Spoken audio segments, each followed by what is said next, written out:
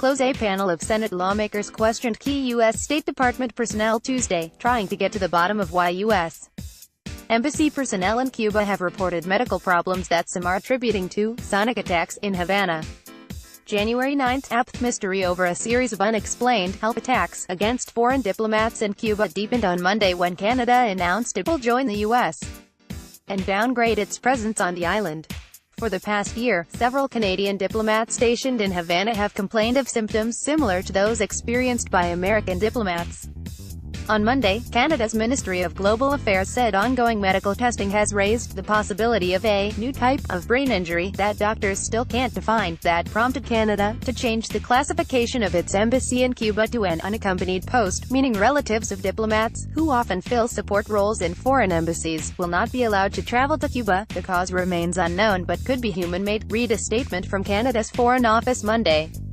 We will be reviewing all of our diplomatic positions in Cuba, with a view to balancing our duty of care to our staff members and their families, with the ongoing need to deliver services to Canadians in Cuba, and to promote and protect Canadian interests there. Canada's decision mirrors the response from the Trump administration, which pulled 60% of its staff out of Cuba after U.S. diplomats started complaining of similar, mysterious ailments in late 2016. In those cases, U.S. officials said they suffered unexplained losses of hearing, sharp pain in their ears, vertigo, disorientation and extreme fatigue. That combination led investigators to consider the possibility of sonic attacks, but U.S. officials have cast doubts on that technology and started talking about unexplained health attacks instead. More health problems of U.S. diplomats in Cuba, still a mystery behind U.S. decision to yank diplomats from Cuba. In October, the Associated Press obtained an audio recording of the sound heard by some of the U.S. diplomats. Described as a high-pitched whine or a mass of crickets, the recording added to the mystery over the attacks but did not help investigators determine what caused the sound.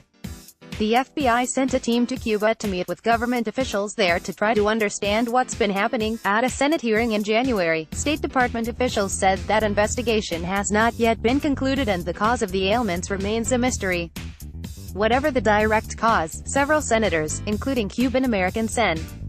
Robert Menendez, DNJ, said it's naive to think that the Cuban government didn't play a part or didn't even know that something was happening. As someone who has personally witnessed the modus operandi of the Cuban government, it is unfathomable that the Castro regime, and the intelligence services specifically, were not aware of these attacks, Menendez said. Cuba has denied any involvement in or knowledge of the attacks against foreign diplomats on its soil. In February, a team of Cubans that has been investigating the illnesses said they had found no evidence of government involvement and provided a list of 14 theories of what could have happened.